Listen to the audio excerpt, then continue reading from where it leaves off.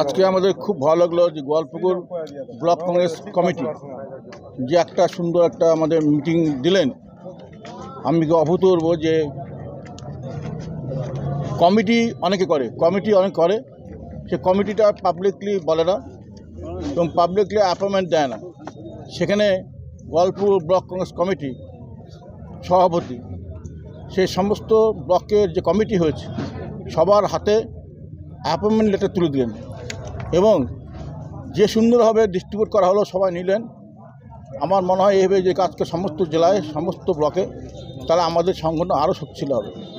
গোয়ালপুকুরের কংগ্রেস সংগঠন অনেক শক্তিশালী এবং এখানকার মাটি হলো কংগ্রেসের মাটি, এটা প্রমাণিত, বারে প্রমাণিত। আমি বক্তব্য বলেছি যখন প্রিয়দা 1998 সালে সামান্য ভোটে হেরে গিয়েছিল লোকসভা আসনে, সেখানে 7টা বিধানসভার মধ্যে 5টা বিধানসভা আসনে হেরে গেছিলেন।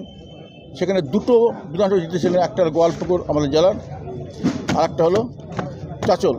এবং গোয়ালপুকুরে সবচেয়ে বেশি ভোট দিয়েছেন, 13,000 ভোট দিচ্ছিলেন। তখন প্রিয়দা বলছিলেন যে গোয়ালপুকুর মাটি হলো চিরকাল কংগ্রেসের মাটি, এখানে কেউ কিছু করতে হবে না, এখানে কংগ্রেস জিতবে।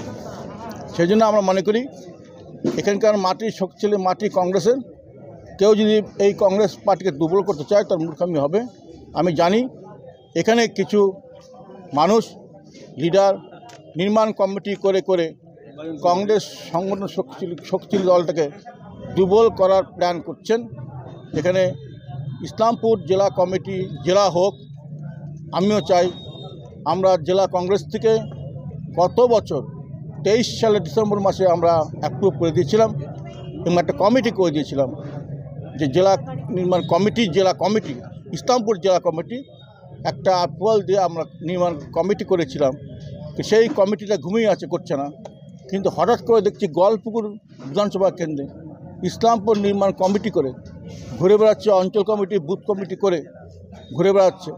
কংগ্রেসের মধ্যে কোনো নির্মাণ কমিটি বলে কিছু নাই। কংগ্রেসের প্রার্থীর সিম্বল, কংগ্রেসের সিম্বল হাত। কংগ্রেস একটাই কংগ্রেস, যে কংগ্রেসের লিডার রাহুল গান্ধী, প্রিয়াঙ্কা গান্ধী, সোনিয়া গান্ধী, এখানে অধীর চৌধুরী, এখানে আমাদের পশ্চিমবঙ্গ প্রদেশ কংগ্রেস সভাপতি শুভঙ্কর সরকার। এটাই হলো জাতীয় কংগ্রেসের নেতৃত্ব। আপনি বক্তব্য বলেছিলেন দাদা যে কিনা যে টিএমসি বা বিজেপির মানে ভিতরে টাকা পয়সা সাথ দিয়ে, আমি ওটাই বলছি, নির্মাণ কমিটি যেটা করছে, নির্মাণ কমিটি বুথ কমিটি করবে, অঞ্চল কমিটি করবে, মানেটা কি? এখানে বিজেপির কাছ থেকে, তৃণমূলের কাছ থেকে একগুচ্ছ টাকা নিয়ে আজকে কংগ্রেস পার্টিকে দুর্বল করার জন্য ষড়যন্ত্র করছে। যেখানে বিধানসভাটা আমরা জয়ী হব নিশ্চিত, সে ভোটের আগে, সেজন্য নির্মাণ কমিটি, বুথ কমিটি, নির্মাণ কমিটি, অঞ্চল কমিটি কোনদিন হয় না। সেখানে করে কংগ্রেস থেকে দুর্বল করার চক্রান্ত করছে। এবং নির্মাণ কমিটির মধ্যে 2জন অলরেডি চলে গেছে তৃণমূল কংগ্রেসের, একটা বাবু, একটা জয়নুল সাহেব, এরা নির্মাণ কমিটির মধ্যে ছিলেন। তাহলেই বোঝাচ্ছে যে তৃণমূলের কাছ থেকে পয়সা খেয়ে, বিজেপির কাছ থেকে পয়সা খেয়ে আজকে কংগ্রেস থেকে দুর্বল করার প্ল্যান করছে, যাতে এখানে কংগ্রেস জিততে না পারে বিধানসভায়। কিন্তু আমি মনে করি যেহেতু এই মাটি এখানকার বিধানসভার কংগ্রেসের মাটি, সেখানে কংগ্রেস প্রার্থী আমাদের জয়ী হবে নিশ্চিত। এই বুঝেই আজকে কংগ্রেসকে দুর্বল করার চক্রান্ত করছে বিজেপি এবং তৃণমূল, বিশেষ করে তৃণমূল। কেননা তৃণমূলে এখানে খাওয়া নেই, আগামী বিধানসভা কেন্দ্রে তৃণমূল এখানে খাওয়া নাই। এই যে নির্মাণ কমিটির যে নেতৃত্ব দিচ্ছেন আপনাদের প্রদেশের যে কংগ্রেস লিডার আছেন আলী ইমরান রামজি, কি এরকম লিডারের বিরুদ্ধে কি যে প্রদেশ কংগ্রেস বা কংগ্রেস উত্তর দিনাজপুর কমিটি কোনো ব্যবস্থা নেবে কি? আমরা অফকোর্স কথা বলেছি আমাদের প্রদেশ সভাপতির সঙ্গে, যা সিদ্ধান্ত উনি নেবেন। আমরা বলছেন কংগ্রেসের মধ্যে নির্মাণ কমিটি নাই, হাসির খোরাক। যেখানে কংগ্রেস আছে সেখানে কোনো নির্মাণ কমিটি বলে কমিটি হয় না, বুথ কমিটি, অঞ্চল কমিটি হয় না, হাসির খোরাক। আমরা যথাযথ প্রদেশ সভাপতি খবর দিয়েছি, আমরা এখানে এই বিশেষ করে গোয়ালপুকুর বিধানসভা কেন্দ্রে এই জিনিসটা হচ্ছে। আপনি এখন ইলেকশন 2024 আছে, এখনই আপনি আপনার পার্টির যে বিধানসভার যে ক্যান্ডিডেট ঘোষণা করলেন নাসিম সাহেবকে, কি মনে করে এখন তো কি বিধানসভার নির্বাচন? এখানে নাসিম সাহেবের বিকল্প কোনো প্রার্থী নাই। নাসিম সাহেবই আমরা প্রার্থীর নাম পাঠাবো, এখান থেকে নাসিমের নামই পাঠাবো। এটা ফাইনাল? কারণ আমাদের এখন তৈরি হতে হবে না, আমাদের এখানে যেখানে যেখানে আমাদের শক্তিশালী ঘাঁটি আছে, শক্ত ঘাঁটি, সেখানে প্রার্থীর মুখটা এখন থেকে পরিচয় করতে হবে।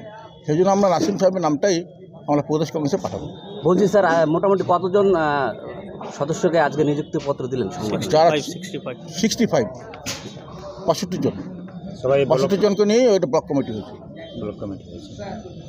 স্যার দেখছি অনেক যে কংগ্রেসের যে কর্মী আছে, নেতা আছে, দুটা জেলা পরিষদ চলে গেল, এখন অনেক মেম্বার, এখন কার্যকর্তারা যাচ্ছেন টিএমসিতে, কি বলবেন? ওই টিএমসি কী নিচ্ছে পাঠাতে? টিএমসি তো ধ্যান ধারণা একটাই, যে কংগ্রেস থেকে দুর্বল করবো, পয়সাতে কী নেব, আর পয়সা ছিটায় দুর্বল করবো। পয়সা খায় টিএমসির কাছে পয়সা খায়কে আজকে নির্মাণ কমিটি করছে, আজকে বুথ কমিটি করছে। আর একটা বুথ কমিটিকে মানে হয়, নির্মাণ কমিটি মানে কি? আজকে নির্মাণকে আন্দোলন করি, আজকে 1 বছর আগে কমিটি করে দিয়েছিলাম, সেই কমিটি ঘুমায় আছে কই তারা? আমরা জেলা কংগ্রেস কমিটি অ্যাপ্রুভ করেছিলাম যে ইসলামপুর জেলা হোক, এটা আমরা জেলা কংগ্রেস কমিটি থেকে 23 ডিসেম্বর মাসে আমরা অ্যাপ্রুভাল দিয়েছি। আমরা একটাই বলবো, জাতীয় কংগ্রেস আমাদের আগামী পশ্চিমবঙ্গে পথ দেখাবে। জাতীয় কংগ্রেস তৈরি হচ্ছে পশ্চিমবঙ্গ সমস্ত কমিটি করতে চেঞ্জ করে নতুন কমিটি করতে, নতুন করে ভাববে 26 সালে যাতে বিধানসভা নির্বাচনে আমরা লড়াই করে তৈরি হতে পারি, সেই দিকে আমরা তৈরি হচ্ছি। অল ইন্ডিয়া কংগ্রেস কমিটি সেইভাবে তৈরি হচ্ছে। ঘুমিয়ে নাই আমরা 26 সালে বিধানসভা নির্বাচনে একটা ভালো রেজাল্ট করতে পারবো।